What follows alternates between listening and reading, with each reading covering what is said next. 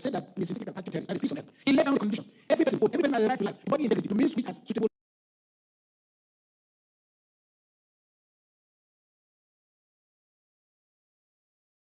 proper for the life. These are primarily food, clothing, shelter, rest, medical care, and finally necessary service. Nigeria, we haven't become close anywhere close. But here is the news. In 1946, the Second World War, First World War, Second World War was from all wars. Okay, and after the First World War,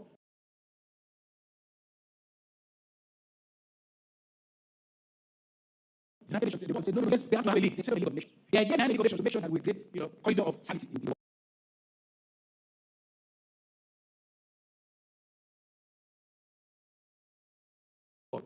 Then the Second World War happened. But guess what happened? By this time, people like Konrad Adenauer had now come power. They said what they call across Europe, Christian Democrats.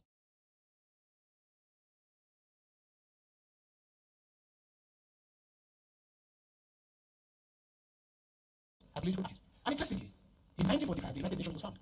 In 1948, the Universal Declaration of Human Rights, a spectacular intervention in world history in a world in which men were subjected to social classification against the backdrop of feudalism. And the world made a declaration. All of us are created in the image and likeness of God, and that human rights are inalienable.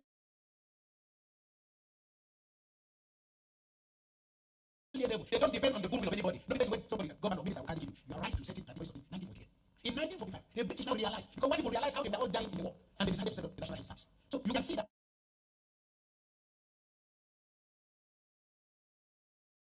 the social fabric of society in Europe between 1945 all the way through, people now began to take human beings seriously. We in Africa are still living in the society. It's better to be a Muslim, better to be a Christian, better to be a Yoruba man, better to be a Igbo man. Where policies of exclusion are what define access to power.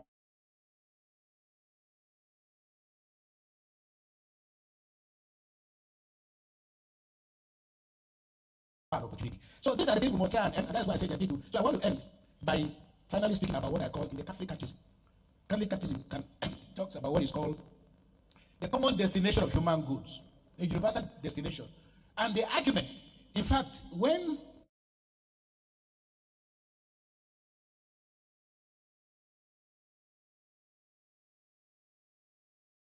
the Code of Canon Law was being promulgated in 1983, the Western media came up with an idea. They said that the Catholic Church is now introducing, multiplying more sins. That was the reaction of the Western media in cynicism. But if you now go back and look at that catechism, you discover that it didn't just say that the 7th commandment says, thou shalt not steal. It explains in detail what constitutes theft, the mechanics,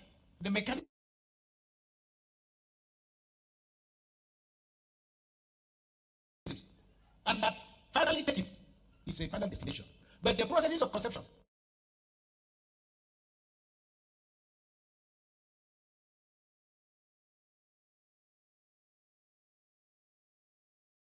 about stealing, which are based on the fact that your wife had that say, you say, yeah, man, why is it that they see the car with this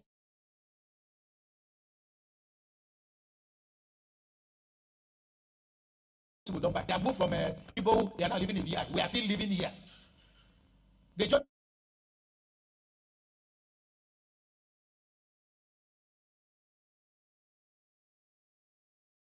it starts from there. Then they say, look at it. You graduated from Ibadan with this. Look at it. Now, this is where they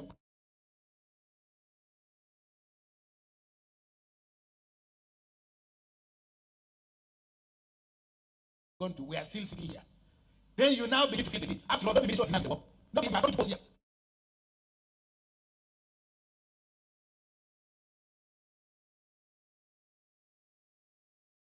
But and then those who are living in the and now say, look, we are still living and we are going to let you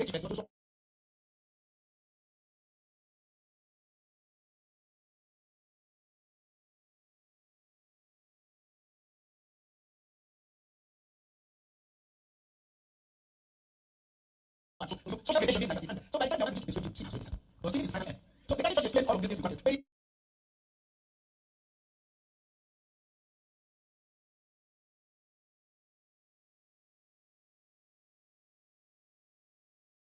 argues that there's no universal destination because everything that God has created, they are not children of a lesser God. They are not children of a lesser God. It is for the use of all of us.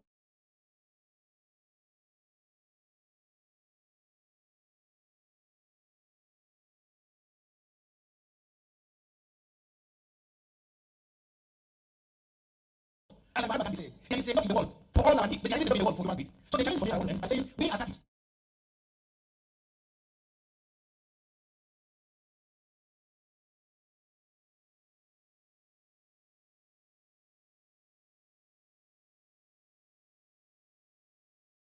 preach about what we call the four cardinal virtues. These virtues are prudence. This is the virtue that serves to inspire us to have moderation. It calls our attention to a measured view of life.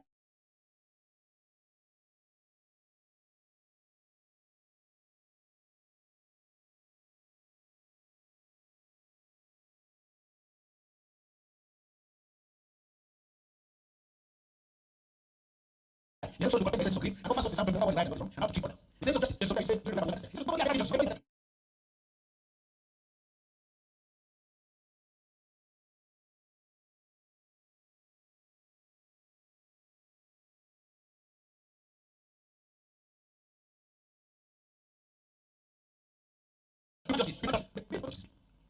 There's something more emphasis in this history. Don't listen. I told you one man to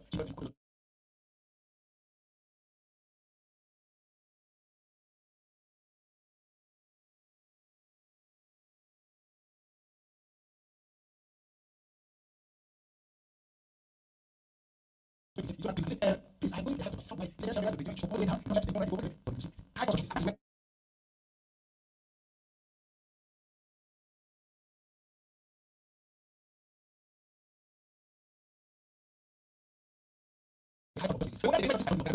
So the Christ wants to choose. It says, just ensure that we restrain our greed and everyone is like you.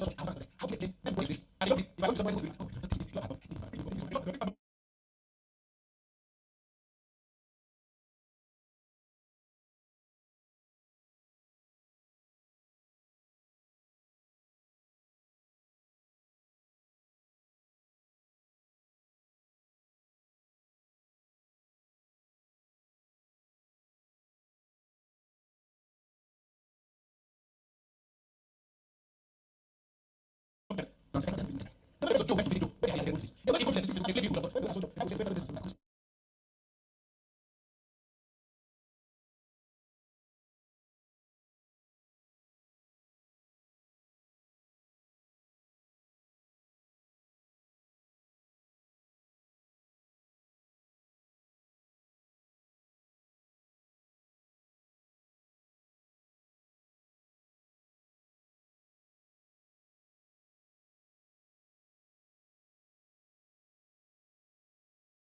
there's not going to be how you get them?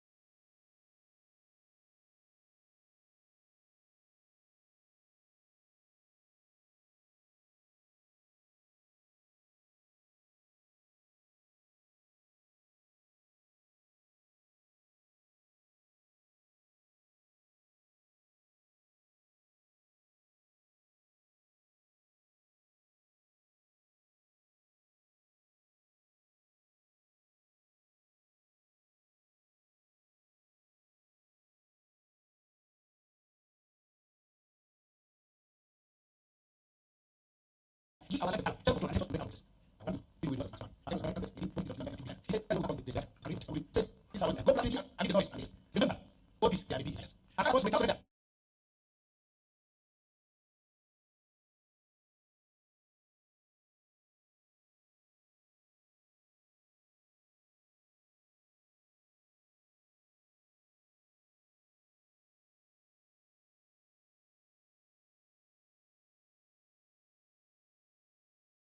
being on good and all best. I put them so don't let them sit down. So you can buy them and see what they do because they know how to do it. And all this time you put that to do.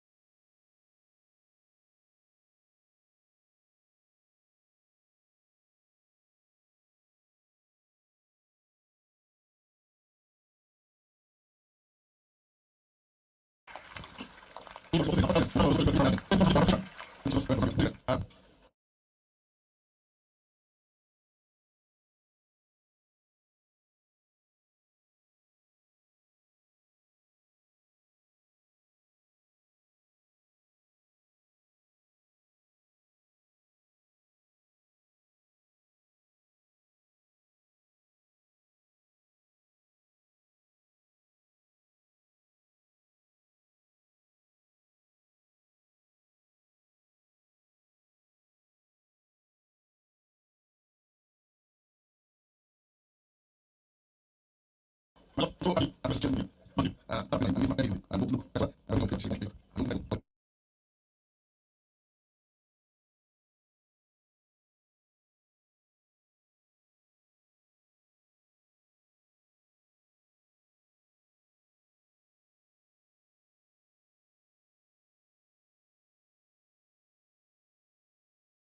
but I think possibly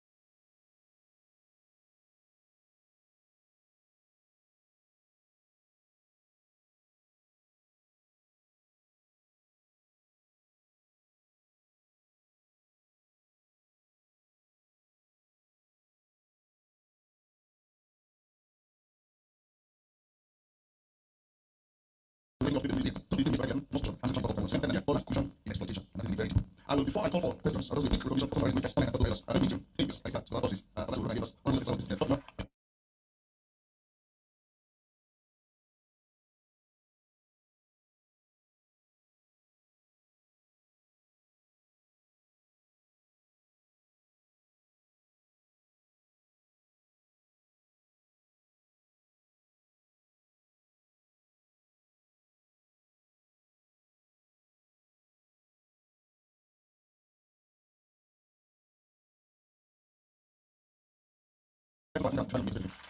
I'm very grateful that you are because of this. Many more things. But not better than stories. I suppose to have things with you.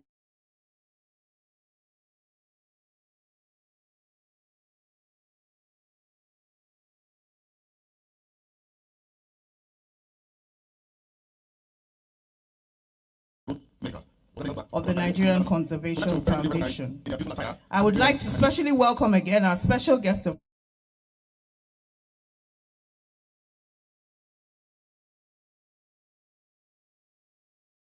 Nigeria. All the way from the Lagos Executive Province and the Lagos National Association of them. So, my mother, who's been the president,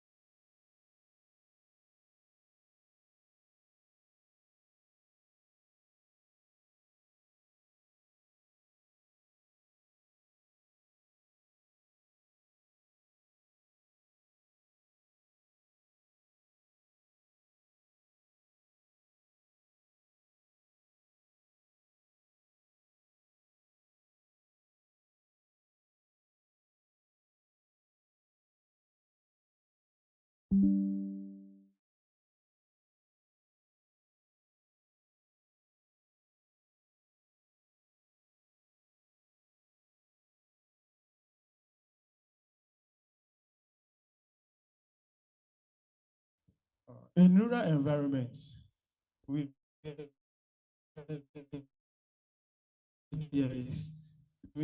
how can a student ensure there is proper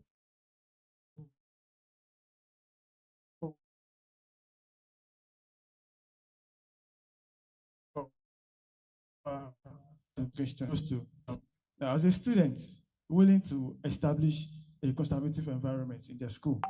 What are the guidance that the NEC NCF can offer mentorship, conform and technical ability? You're indeed a student. You are. All right, next question.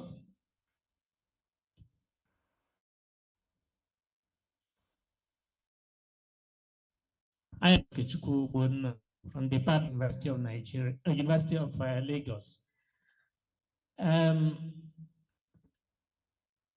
You have talked about what the church should be doing, but we also need that, to see how the church is also contributing to environmental problem.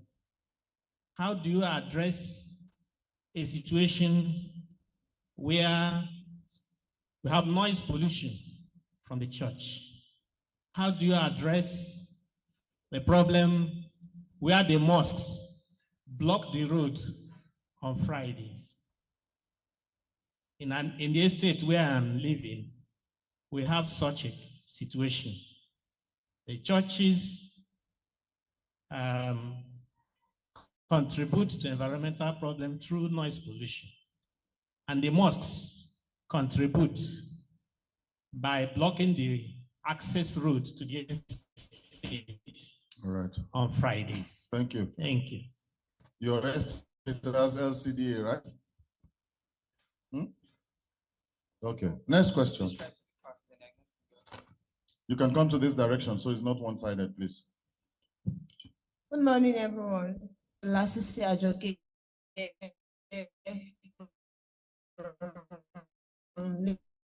Lagos State University level. My Lord, for you, sir. So for young professionals like myself aspiring to become an environmental consultant, how can we nurture young professionals to environmental like myself aspiring while navigating industries where environmental consultants? How can we nurture a faith-driven commitment to environmental stewardship while navigating industries where profits? Thank you. The third question. We take two more. Come to this direction, please. We take two more. Then our guest speaker will address them. Then we call for another round. Thank you, sir. 2 to 3 hands here. So third question. We take two more. Come to this direction, please. We take two more, and then our guest speaker will address them. Then we call for another round.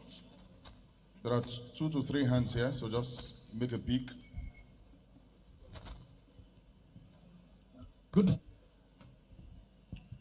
afternoon.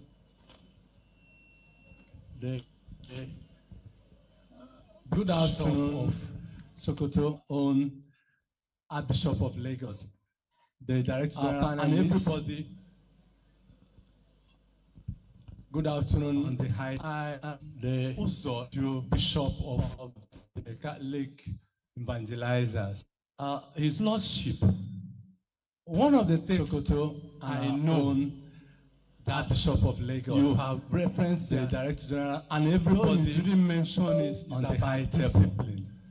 I am our Lenin of the Catholic issue of evangelizers. Also is part of his contributing factor.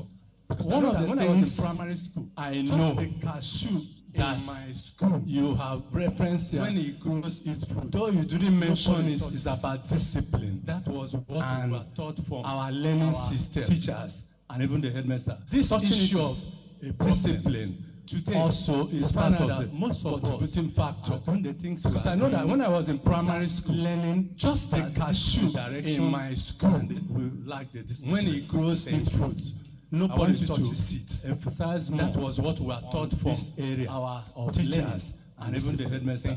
Touching it is those who have been trained to be disciplined today, are no longer disciplined. You find out that most of us are doing the things we are doing without learning. My name is Emilagba Aishat like a student in Nigerian Institute for Oceanography and Marine Research. This area of learning and discipline. My question is, what small but impactful action can youth start with in their community to promote environmental sustainability?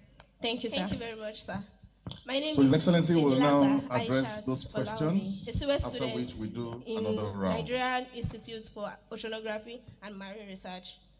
I'm not sure I didn't quite get my question is, what small but impactful action can youth start with in their community to promote environmental sustainability? Thank you, sir. So maybe let so His Excellency will now address those questions, after which we do another round. I think the first thing to do is to understand that this is I'm not sure I didn't quite get your last question. To them. It belongs to them. Sorry, what did she say? And begin to call attention. Youth learn lessons from the consequences. So let me walk backwards and start from. I still remember her name. That there's this young. I think the first thing to do is to understand that this is around the world. The United Nations belongs to them. Some part of Europe. And begin to call attention and learn lessons. You know, none of us, the consequences think about of bad behavior. Our voices don't matter. I don't remember her name. I once wrote this young article titled, I think she's probably about 12, 13 or 14, who has gone around addressing in Nigeria, we like to outsource our responsibilities and obligations. The young people think that it is the elders that are better destroy the country. You know, none of us, but they themselves are participating incrementally in that destruction. By the benefits don't matter that they themselves. I once wrote either from the excesses of their parents and so on and so forth. So because things like planting trees and so these are things you don't need to run an application. Even if the young people think that it is. And I think that a good environmentalist would like to start from trying themselves to participating the family in that destruction of the house by the benefits. But many privileged children are living either from the excess environments where and so on and so forth. They have stewards. Things like planting to that extent, they don't learn to do anything. You don't need to run an application, even if it is in your home. And I think that a good environmentalist will have to start from trying to sweep the family compound or the house. But many privileged children are living in environments where they have stewards. And to that extent, they don't learn to do anything. The late Michael Dukakis, his wife wrote her biography, and it was titled, Now You Know. And she talked about how she came from a very, very privileged background. She talked about how when she got married, they now went for honeymoon. And the place they chose for the honeymoon was a place that they were on their own. And because of the privileged background that she came from, she was supposed to make breakfast for her husband, but she had never made breakfast for herself. The only thing she knew what to do was to boil water. And she said the husband was waiting for breakfast. Breakfast didn't come. She didn't know how to tell the man that she didn't know how to cook. So being privileged is not a license for indolence and irresponsibility. So we can do things They begin from picking paper in front of your dormitory. They begin from picking paper on your street and all kinds of things. We never know what God will do for us. But let's not assume that this is something that others are going to do. If there is paper on the ground, you don't need to ask who it was that threw the piece of paper. And if you pick it and keep somewhere, somebody coming behind you might do the same thing. In the same way that if your can is on the road, like they say, if you kick the can down the road, the next person behind you will think it's a good thing to do. So most of what has gone bad in our society that we call corruption is an accumulation of small bad things that finally built up. That's why I warn people, when they tell you that if you are faced with two evils, choose a lesser one. It's a lie. Because the small evil today is going to grow. Because evil is evil. It's not the size that matters. And the size will increase with the opportunity.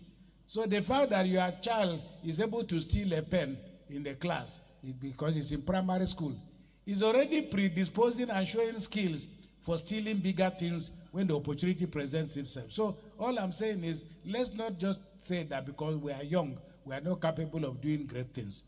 The issue of capital exploration, I think that also speaks to the whole question of capitalism. There's been this argument, and it's not necessarily, okay, it's ideological. But it's not as if capitalism is such a bad system. All of us are, in different ways, capitalists. I used to joke with my friends who are Marxists that every Marxist is a capitalist in the waiting. It's just a question of opportunity. So, and you find that many of us, there's hardly anybody who is holding ministerial position now that wasn't doing a luta in the university, hoping that things will change.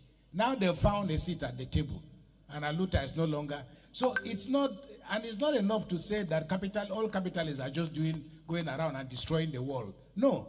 I remember that during my work in Ogoni land, the Ogonis and other communities were pretty clear about the oil companies that were doing bad things. There were other companies that they managed to set aside and said they were doing good things. Chevron was one of them. So it's not, I'm saying that it's not as if all capitalism does is just to do bad things. Because the reason why communism fell was that it had the assumption that the state had the capacity to manage resources on behalf of the citizens. And it also led to indolence. And this is why you find, unfortunately for us, in a place like many parts of northern Nigeria, very wrong teaching about what God's intentions and will are has been infused to people. If you come, the beggars in northern Nigeria will probably not say to you, please, give me money. The beggar says, Allah eba kakabani, that is, may God give you so that you will give me. Meaning that the only thing that is bad is the man who doesn't give him. But he has no incentive to do anything for himself because he says, Allah eba kakabani, let God give you so that you will give me. So I think the important thing is to have a conversation such as this and to pick some of the good things that capitalism is doing and can continue to do. It is the lack of moral guardrails to call people to order. Because what we call corruption in Nigeria is happening everywhere. The only thing is that you cannot get away with it. And that is why I say to people, rather than focusing on whether you call it Islamic extremism or religious extremism, it's not, why people kill may not be as important as the act of killing itself. And the way to end the killing is to start a process of trying and prosecuting and putting people away or giving them the sentences they deserve. So whether somebody kills you because he believes that his religion told him to do so, he must be told that we are not living in a theocracy and he doesn't have that right. But we are in a country where you can kill another person on grounds that he is accused of blasphemy. Well, God didn't tell me that you are the one in charge of his will, enforcing his will. And even if the man says so, the president, the governor, is the one that has the right to say, we are not operating under the Bible, we are not operating under the Quran, we are operating under a law. And by that law, this is what, we are not trying you because you are a Muslim. We are not trying you because we are a Christian. We are trying you because you've fallen foul of the law. I said to you, it sounds radical, but it isn't. There is no law in Nigeria against killing a bishop. There is no law against killing a governor or killing a president. There is no law against, whether you are a cripple. There is no law against burning a house, whether it's a hotel, no law. But there is a law against arson. Whether what you burnt is a house or a hamlet, you should be tried by that law.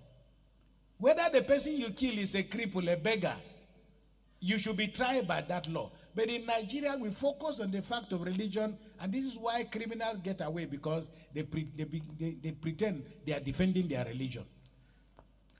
So I think the important thing is a conversation like this, and to identify and encourage the multinational corporations to also realize that, as economists will say, we need incentive compatibility. That is, you create incentives that are compatible with the needs of the community. So when you go around helping communities, education, health, scholarship, and so on, you are reducing, but you are also making people happy to be related and associated with you. I like the second question.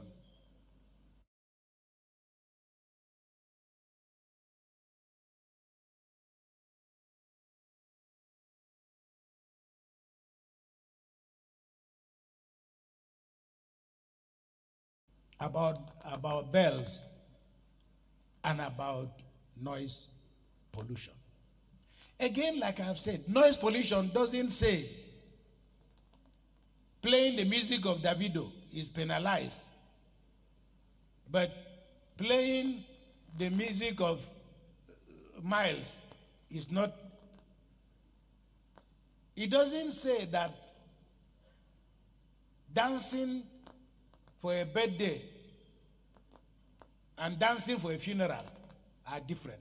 It says noise. Whether that noise is holy noise, it doesn't matter. The challenge for us, and I think Governor Raji Fashola dealt with these issues in Lagos here. I have a priest, I don't remember, but it's a long, when I was in the Catholic Secretariat, he told me that he was living somewhere, is it Shomola? I don't remember the place, but he said the mosque in front of him used to start calling for prayer. So what he did was, he said he went and bought a big public address system. His mass was 6 a.m. Once they start the call for prayer, he will turn on his music 1 minute before the muezzin goes to call for prayer. So by the time the man tries to call for prayer, he is playing Tchaikovsky, although he is sleeping. But his intention is to drown the noise of the man at the mosque. He said the next day, the man came and knocked on his door. Say, Father, why you are missing? People cannot hear my call to prayer. He said, oh, your call for prayer is waking people at the time they don't want to wake up. So it's a question of, and you know, this was before technology. This was before technology. And for me, I remain against noise pollution, because no Muslim in Nigeria, no Christian in Nigeria requires the call to prayer. Because religion is in the heart. And you cannot tell me that in Abuja or in Lagos, these phones, they have, you can wake, I have some of my Muslim friends, the application is there. If it's time for prayer, it will start ringing.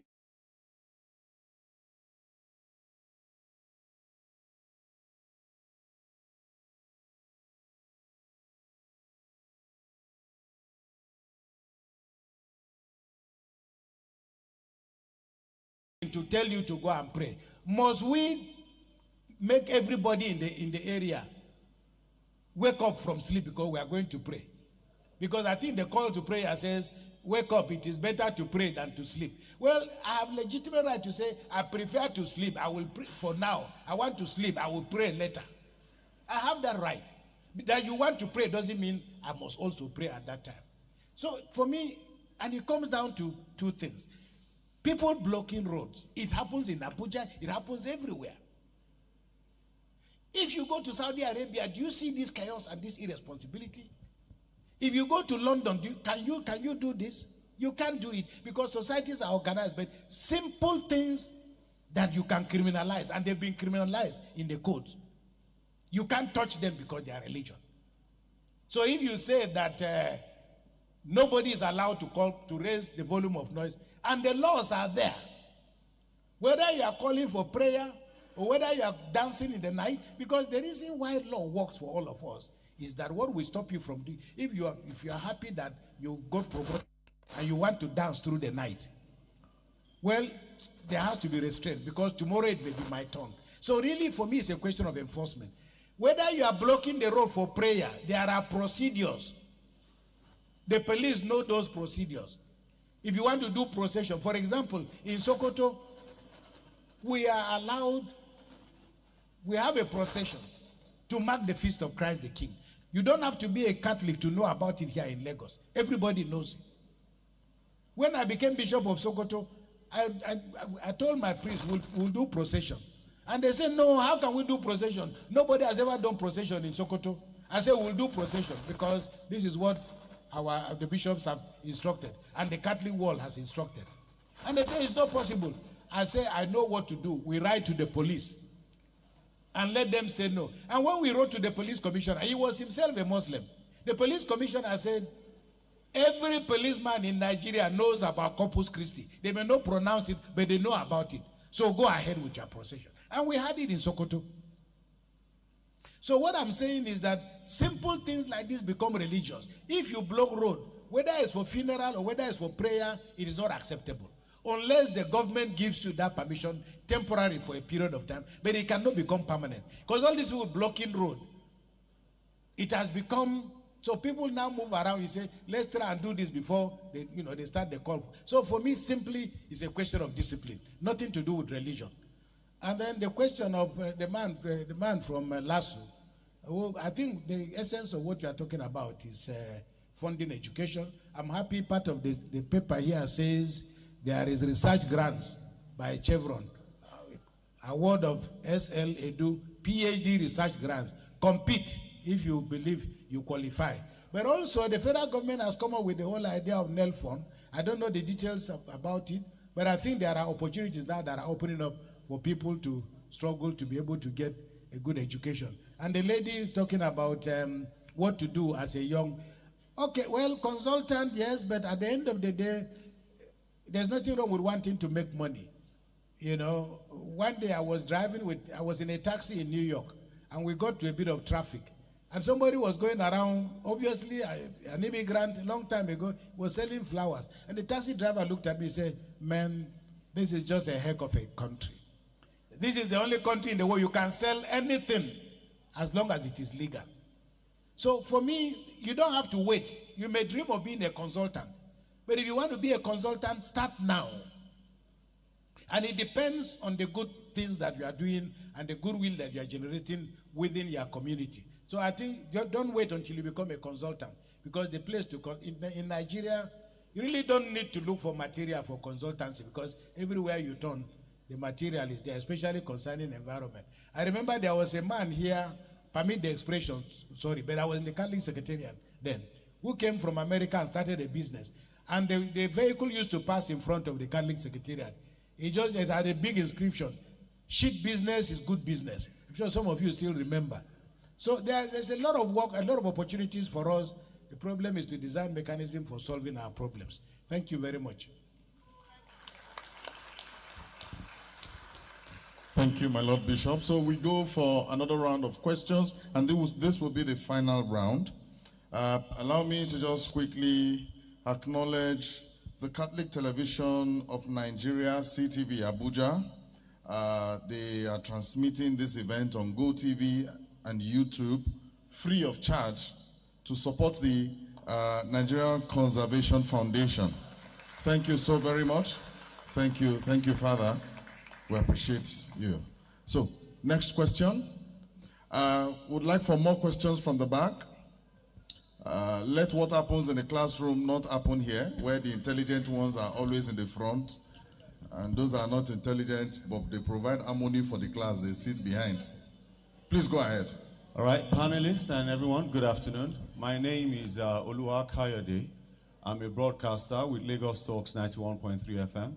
I'm actually excited to be here. I'm a staunch follower of Bishop Kuka, and I just want to advise, sir, please, whatever you do, don't go into politics, because you might make me resign to just follow you and campaign for free. So, but I just started to throw that in. Thank you so much for all you do. I have one question, even riding on one thing that you said right now. You spoke about our leaders, how they're activists when they're in their early years, they get into office and they lose it. And it got me thinking, I didn't want to ask the question before until you said that could the state of our environment be affecting our leaders? The pollution and the cacophony of noise, the fact that we have fewer trees that are emitting less oxygen, maybe they don't have enough oxygen. Could that really in any way be affecting our leaders? Thank you.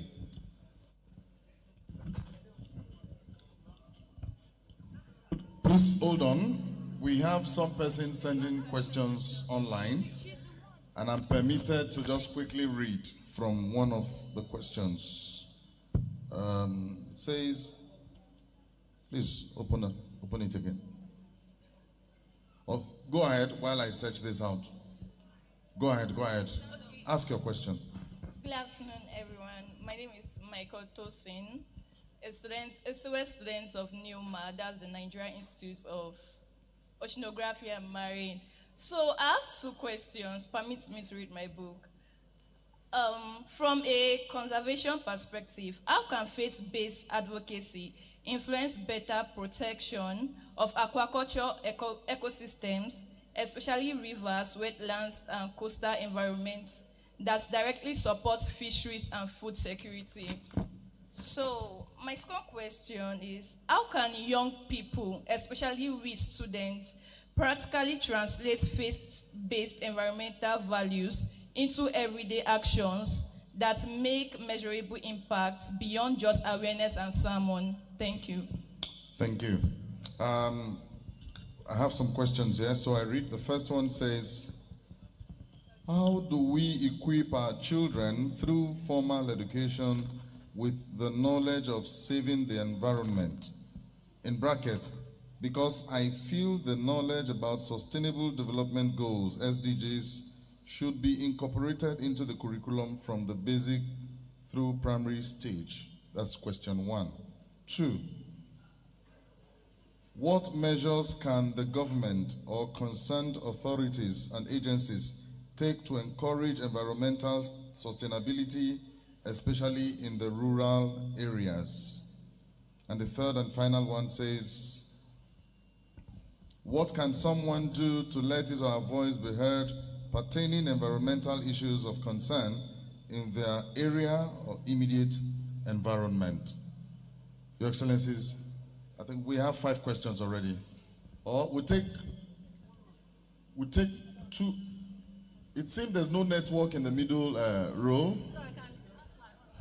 Oh, okay, please take the mic to them. I already have the mic. I can see some hands there. Okay, you already have the mic. Please go ahead. Good afternoon, everyone. Ms. Ajia Ganiat Omoumi Babalola, the National Women Affairs Secretary for NASFAT. I want to sincerely appreciate Nigerian Conservation Foundation for extending the invitation to NASFAT. We appreciate it a lot.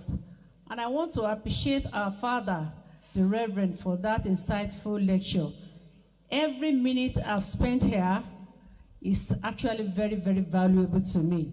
And we pray that God Almighty will give us the will to make use of all that we are listening to here. Amen. I actually have a request. I searched online, I realized that this program, you have it on various days. May I request that maybe going forward, we should avoid putting it on Friday, because at 2, or even before then, Muslims will want to go for Friday prayer. Friday prayer, Jumat prayer, comes only once in a week, and it's actually very compulsory for men and obligatory for women as well. So I want to appeal that going forward, maybe we should avoid fixing these programs on Friday. Thank you all very much for the honor. Thank you. It's rather unfortunate we started quite late, and that wouldn't, if we had started as scheduled, would not have affected the time for prayer. But NCF will put your points to note and give it a consideration. Next question, please.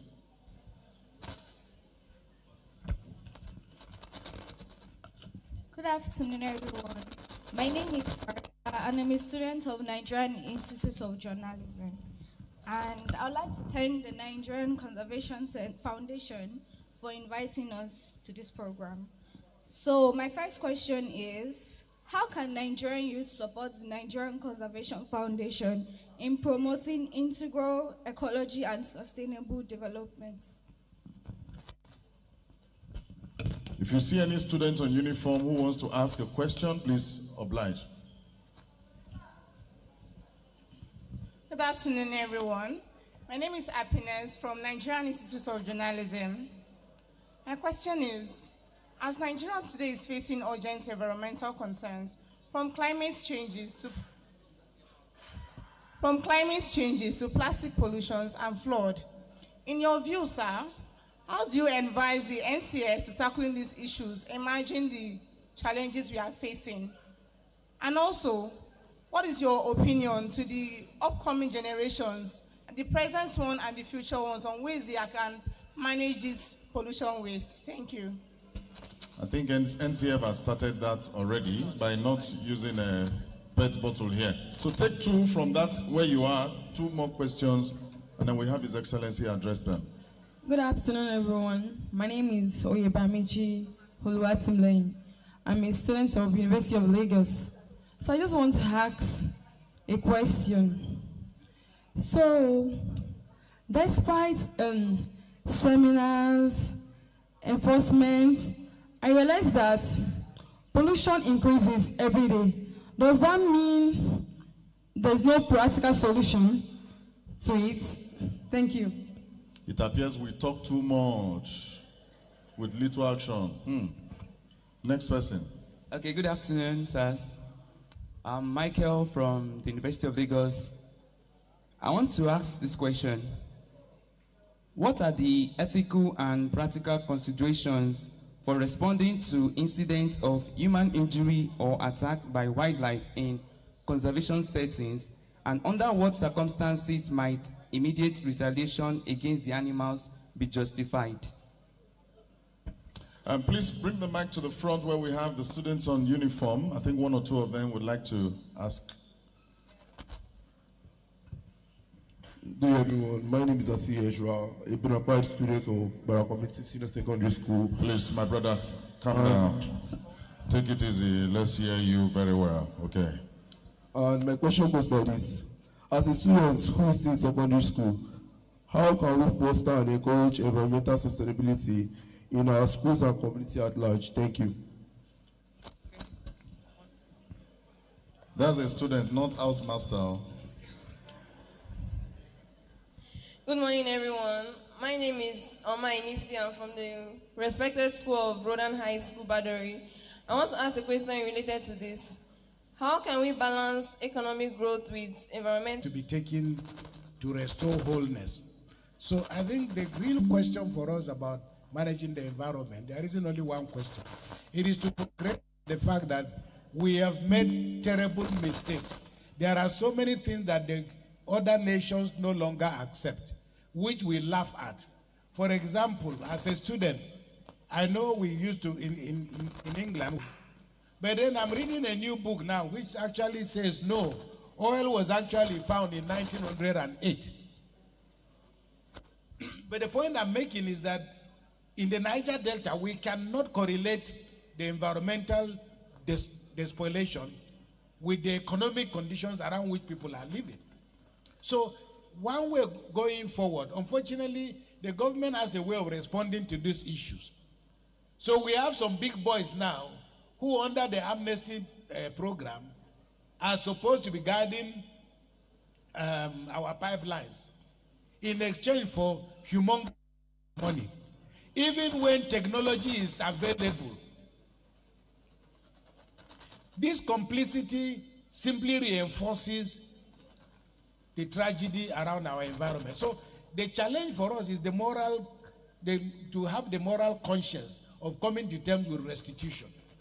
I mean, when I was working in Ogoniland, There were farmers who, on hearing the work of UNEP, the words were interpreted in vernacular and they gave people a different notion. There were people who were actually, they will go and fetch fuel and come and spray around their farm. That was when we started my work in Ogoniland. And especially when they saw me with white people, they thought that we will just come and look at this, and this is what constitutes oil spillage. It didn't turn out to be so. So for me, it's a question of education, a change of orientation, a change of values. There are so many things that require changes in our society, especially in Africa. You may have a wife who is a political scientist. You come for a meeting in your house. The husband is probably just doing some basic job, but he's a businessman, but the wife is a professor. If you're having a conversation and your wife makes a contribution, your friends will go away saying, which kind of a man is this? Men are talking and his wife to put mouth. There is a way we feel about young people. They say elders are talking and young children are talking. All of these, we have to come to terms with how the society is evolving. Now, the Society for the Prevention of Cruelty to Animals emerged in Europe and America and other places. People who have been to America, you know that for you to take a stone, to stone a squirrel in America, you go to prison. So there are things we are doing here.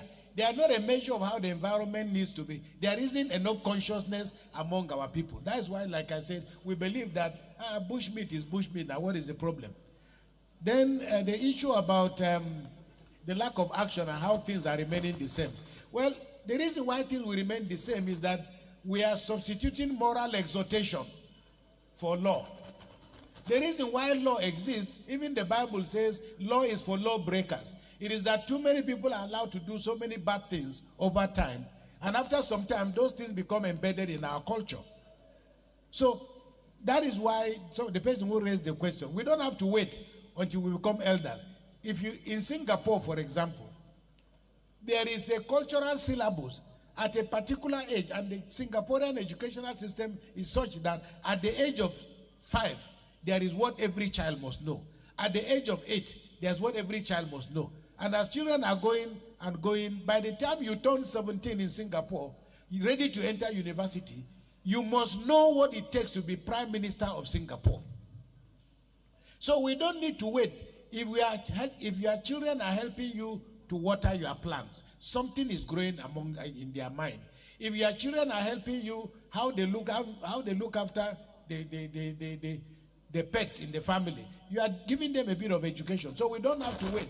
These things hopefully can be embedded, and I think it's a campaign that this organization can wage to get environmental education into the syllabus.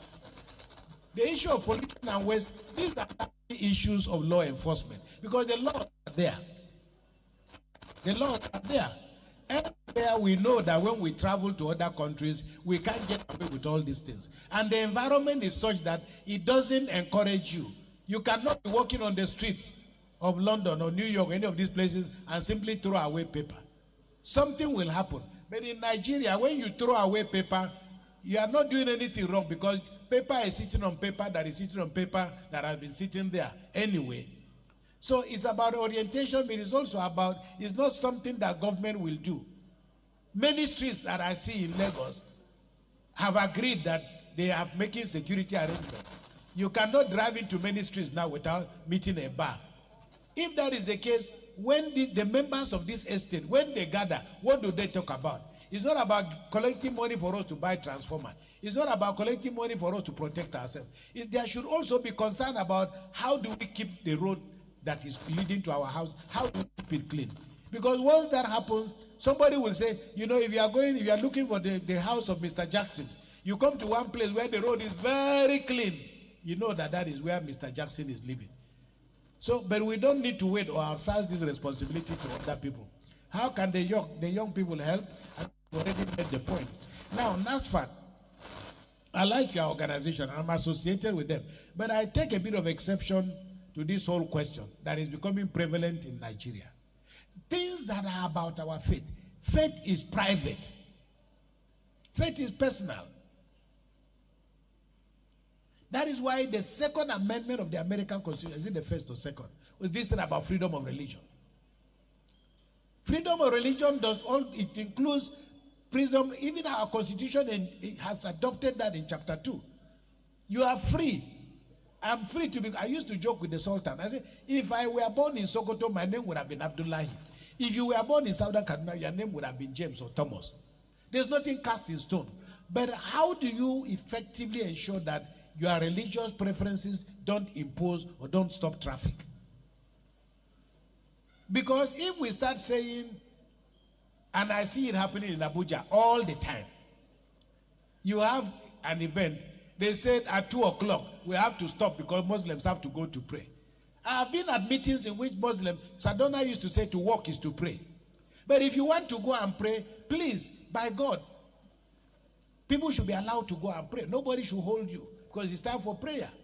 But you can pray and come back. It's not a reason for us to say we can no longer have events at 2 o'clock. Before you know what is happening, the Hindus will tell you, we don't want prayer at 12 o'clock because that's the time where some other group will tell you we don't, and then you have confusion. So for me, we must respect the boundaries as opposed to literally forcing our preferences on others. So for me, if there is an event and it's at 2 p.m., and I'm a Muslim and I don't want to go for the event, I prefer to go and pray. By God, there's nothing wrong with that. But it shouldn't be that we can, because this is how we started things incrementally in Nigeria. Now they've become so big, we can no longer confront them. Because there are Muslims in Senegal. Islam in Senegal is about 95, 96%. Islam in Gambia is about 96 or 90 or 95%. But you don't hear any of these things when you travel to Niger, that is across the border with us in Sokoto. You don't hear any of these things. And people are doing their best. It's time for prayer, you go and pray, you come back. In Nigeria here, people want to make it something that is not. Religion is of the heart. So I would rather that if there is an event taking place, if you are a Muslim and you are organizing the event, you want to have it at 4 o'clock, those who want to come will come. You want to organize it, but to say that events should no longer be organized at 2 o'clock because before you know what is happening, there will be confusion. That's my personal view.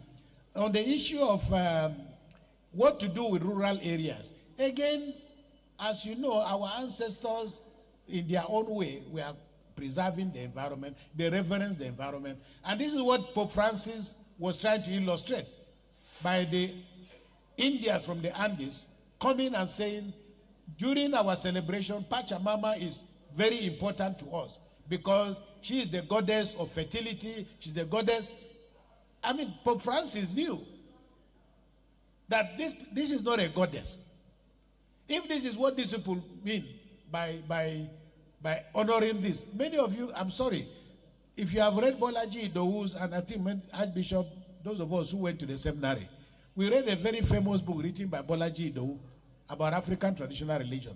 And one thing I see is he tells the story of a white man and an Indian. Their wives were buried in the same graveyard, side by side.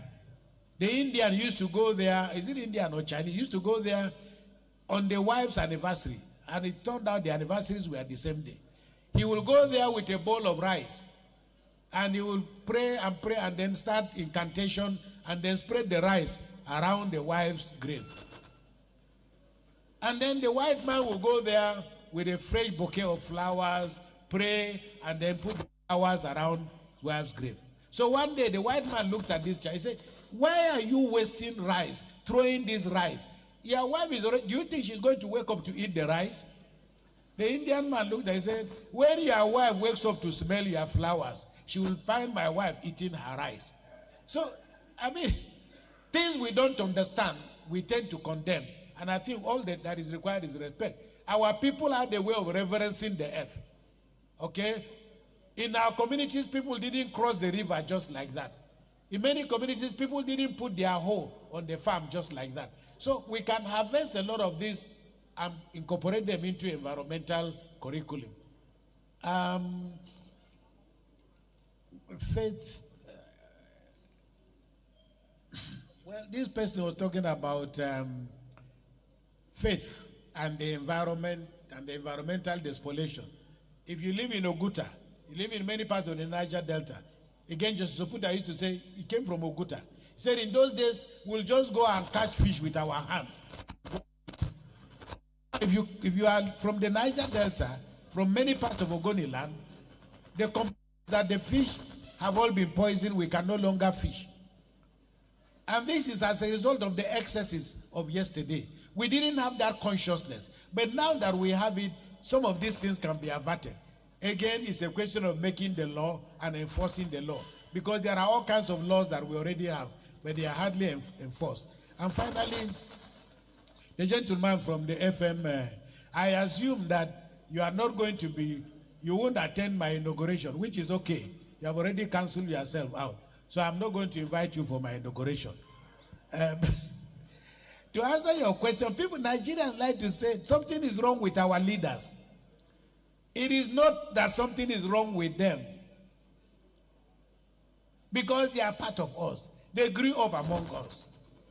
The question I ask myself is, that you became president or governor or minister after coming from Shomole or coming from Ajegunle, what is it that is new that a Nigerian president doesn't know? Is it the lack of electricity? Is it the lack of water? Is it the poverty? But to speak to those things is to make a mistake that all of us make. Fundamentally, that about leadership, we tend to focus on the president, focus on the governor, forgetting that leadership is not, there are people that are in office, but there are also people that are in power. I read a book many years ago. The title of the book is Africa Works. And what the man was explaining is that Africa works, but Africa works differently. Because if you have a community where there is no water, and every effort to bring water to that community has failed, it is because there may be a big man who is selling water, who has tankers, who is bribing the local government chairman to make sure that you don't get water. So you are not getting water, but somebody is benefiting. We all know that our roads got broken because somehow there was an understanding between tanker drivers and people doing haulage who decided that the roads were more important than the railway lines. We've ended up in this confusion. So rather than focusing on the leaders, we should also focus on the bureaucracy. That's why the British left us. I'm sorry Philip Aswedu is not here. Baba Philip Aswedu is not here. But people like him understood that from the British, that the conveyor belt for its government's intention is the bureaucracy. One world leader from the third world who understood this perfectly well was Lee Kuan Yew. Lee Kuan Yew understood that without the bureaucracy, nothing can work. And that is why at the beginning, came to power in 1969, remained in power for almost 40 years, conducted elections, won elections. But he elevated the civil service to a position of envy and paid them. His civil servants in Singapore were earning the highest salary anywhere in the world.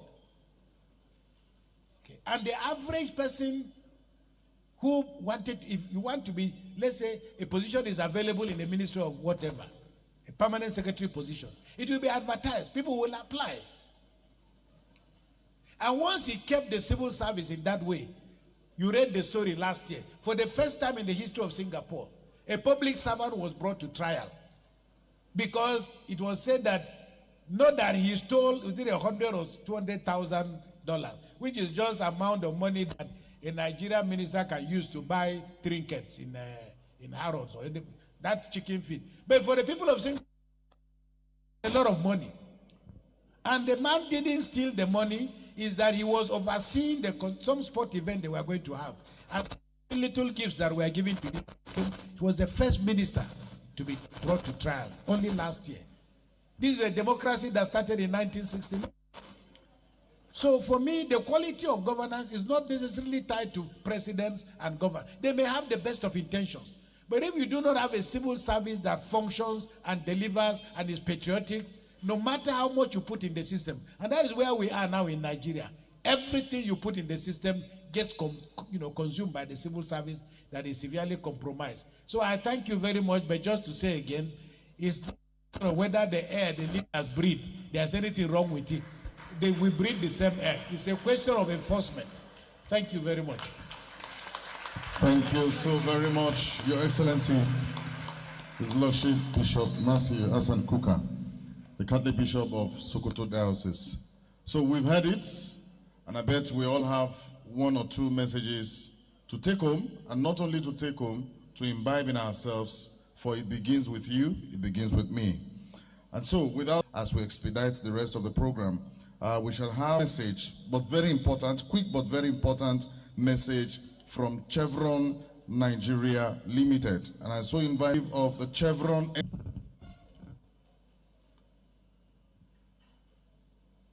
Most Reverend Matthew Hassan Kuka, our special guest, Reverend Adewale Martins, Chairman NEC, the members of SL EDU family, special guests,